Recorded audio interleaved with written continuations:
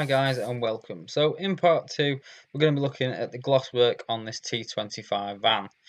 So the colour that we're going for is Volkswagen L90D and we're going to be doing it in a direct gloss.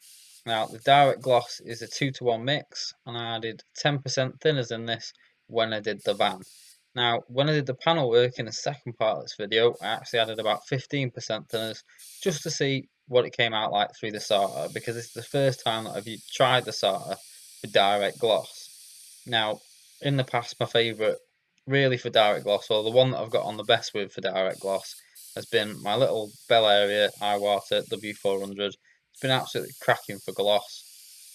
This SATA, as you can see it, I'm just taking it a bit slow to start, just getting a bit used to the feel for it and how it's going down and how the paint's going on, how smooth, how heavy, how light, etc. before I really start cracking on the side of the van, which is why I chose to start off on this front bit really, just so I can get that idea for how things are going to lay down throughout the job on the van.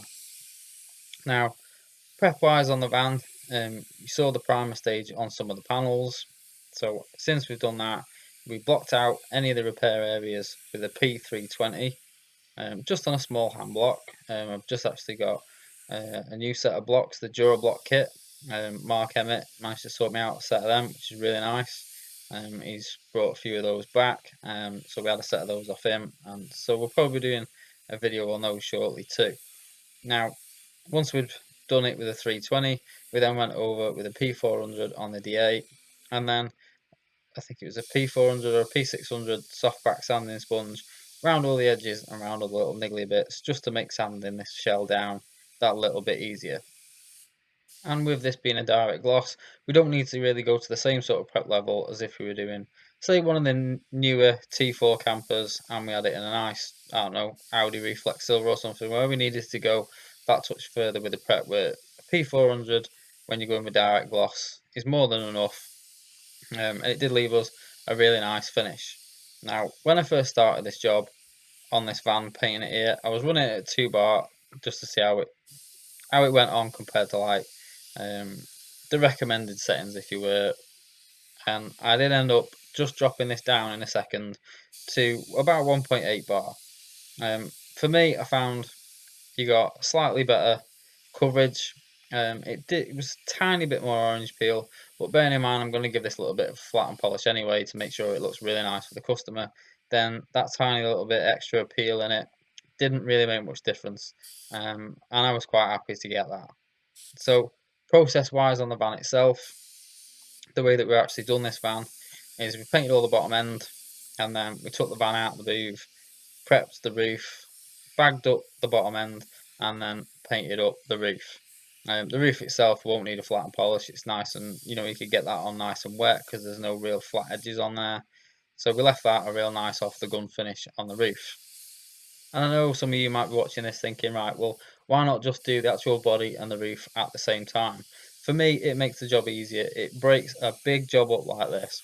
With something like direct gloss, it's easy to do. It's not going to take me any time the next day to sand that roof over because none of it's been prepped yet.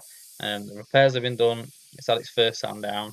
So literally the next day I can then sand that roof down, get it prepped, put a bag around the bottom of this van, and then shoot the roof.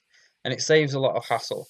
We've got a lot of door jambs, a lot of edges, a lot of window surrounds to go around, and a lot of time-consuming bits to actually paint our way around carefully so we don't end up with any runs or sags on the exterior and the body of the van. So for me, the last thing that I want to be doing is trying to rush over that roof in between doing all the sides and keep this nice wet edge, and then keep that wet edge all the way across the roof, and then chase that back down the other side of the van, just for ease of painting, which will make a paint job like this a lot less stressful as well. You can concentrate on the main body of the van now, taking your time, getting this first nice sealed coat down to colour it up, and then when you come back in the booth, you can then concentrate on your next coat and really working it in an easier way that makes it more comfortable for you as a painter to do this job. Now, the way that I've gone about this is we're going to do this in a 3 coats. The first coat, we're just putting on a wet coat, but we're not going too wet. This really is just going to be our first coat to get full coverage on the colour, and make sure that we've got something. So then I put that second coat down, which the second coat I want for build because we're going to be doing a bit of flat and polishing work on it. And as some of you have said in the past, obviously, if we're flat and polishing this, we are taking some of the film thickness out of the paint. Now, originally, these Volkswagen T25s had next to no paint on them. The second you start sanding or prepping one of these, pretty much straight away you will rub through on any edge that you go at. Now, this customer wants this tidied up so we can use it for the next few years for travelling around the country. So what we don't want is for him to come back in, say, I don't know, a couple of years and say, look, I've been doing a bit of travelling around in it, wouldn't mind a bit of a compound and a polish on it, and then there not be enough film build to then, in the future, brighten this van back up. If we're doing it, we might as well do it properly, give it a few nice coats, and make sure we've got enough film build now to give it a good flat and polish, and also make sure it's got plenty of paint on so it can be well protected, and in the future, whether it be 6 months, 12 months time, if it's done a lot of miles, they might want a nice machine cut and polish on it to make it look fresh again. We know, and the customer knows, there's plenty of film build there so that they can go ahead and have that polishing work done at a later stage. Then on the final coat, the third coat, what we're really going for there is we're going for finish.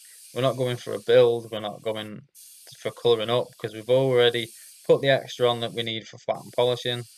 We've got the film thickness there we need. That last final coat will be purely to make sure that we've got a nice gun finish on there.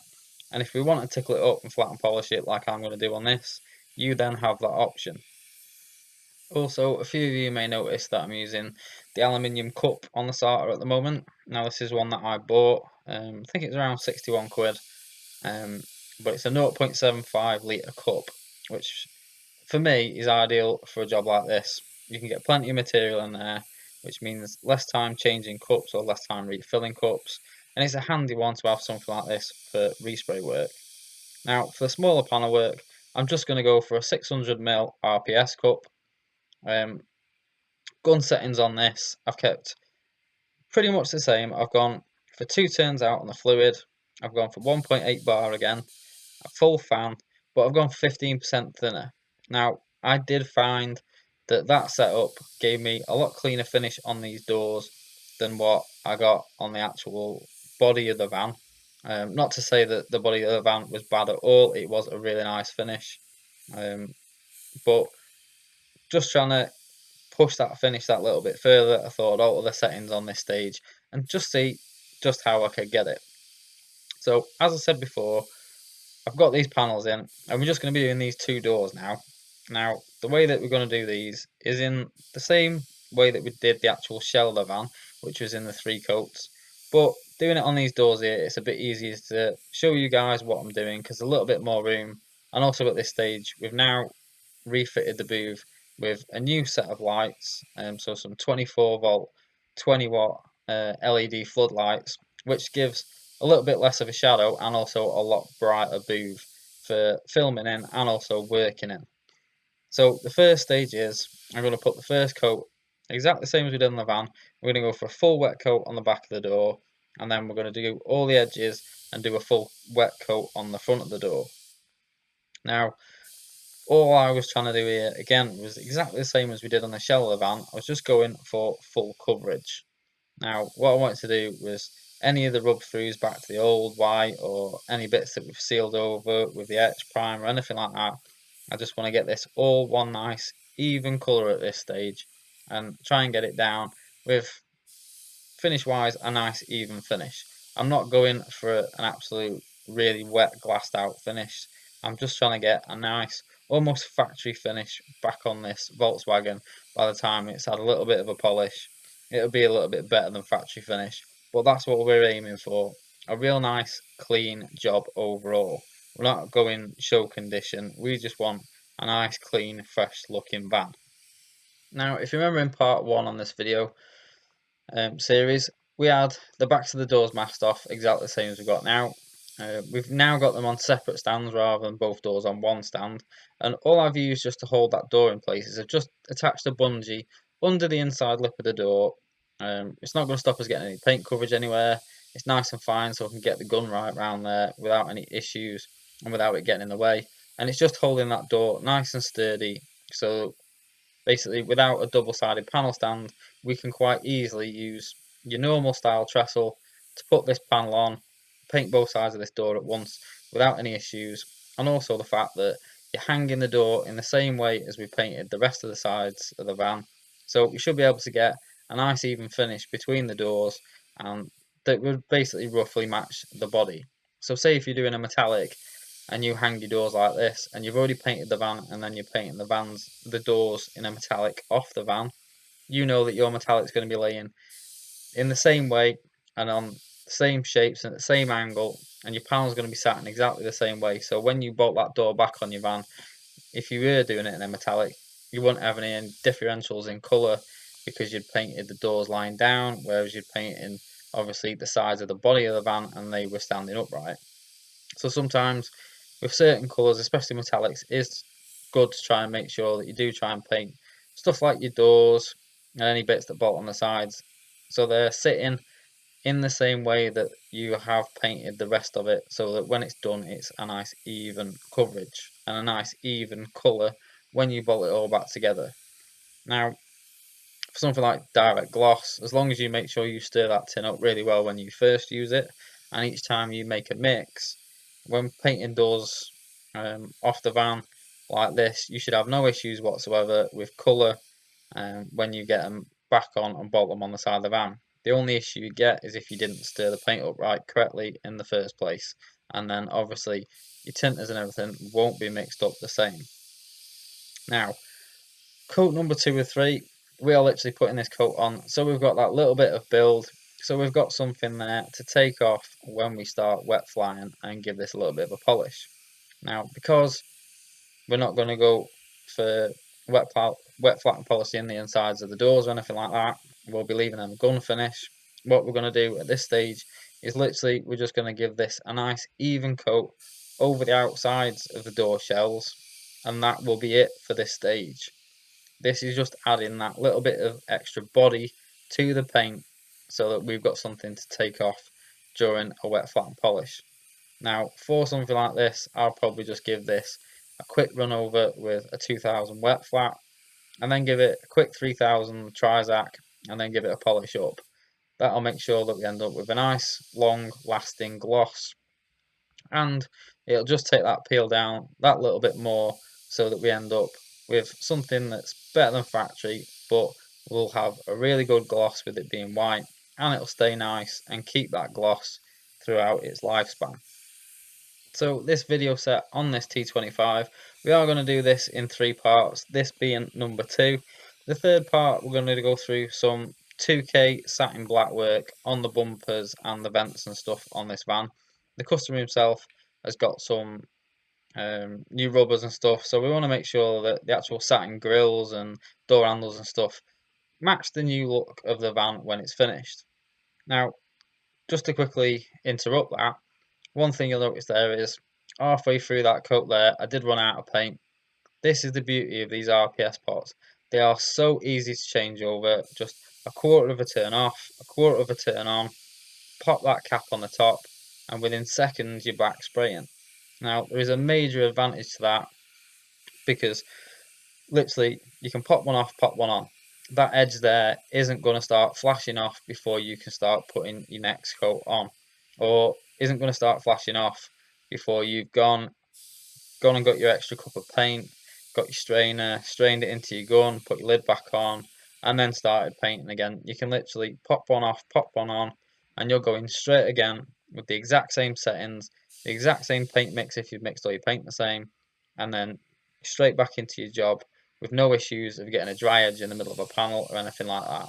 Especially if it's, say, on your final coat like we're doing here, the one thing that you don't want to do is if that runs out in the middle of your final coat and, you know, sod's law, it's going to end up running out in the middle of a panel, then you can quickly, within a matter of seconds, change that RPS pot over, put a fresh pot of paint on, and be going again.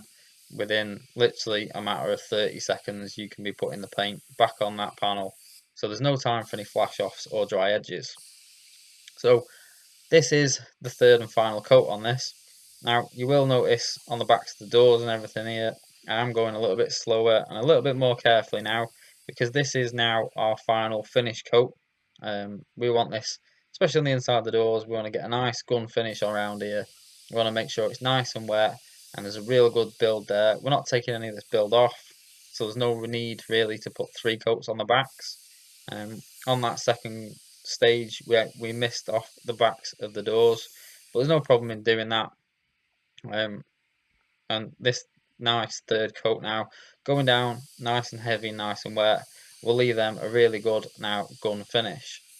Now on the outsides, now what we're going to be concentrating on is spending that little bit extra time getting this nice and wet, making sure we've got a nice even finish all over these panels, so that when we come to flat and polish them, or if you decide you don't want to flat and polish them, you know that you've got a nice even finish from top to bottom of this panel, inside all the edges and everywhere, so that it's at a stage that basically you're happy with it.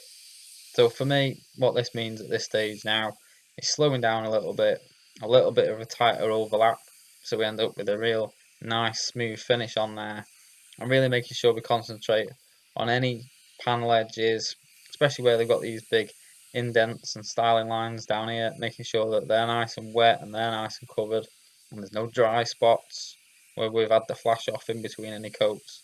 It's really to make sure that we have got that nice gun finish from top to bottom of the panel work. Now, some of you guys will know that I'm not exactly the biggest fan of spraying direct gloss. It's not something that I've ever got on with too well. I'd much prefer to be using base and clear, but obviously on a job like this and on a van like this, it'd just be too costly and too expensive to be doing such a big job in base and clear. And for what is a really nice, clean, tidy up job for a customer, so we can get a few years out of his van that he's bought, so we can go away travelling and basically enjoy his motor, then this is more than a good enough way to go about a job like this, in my opinion. So that's about it for part 2 on this, guys. Please stay tuned for part 3, where we're going through the satin black work on the bumpers and the grills and the door handles and that sort of thing. And also in part 3, we'll get some pictures of the van fully rebuilt, so you guys can see how the job came out.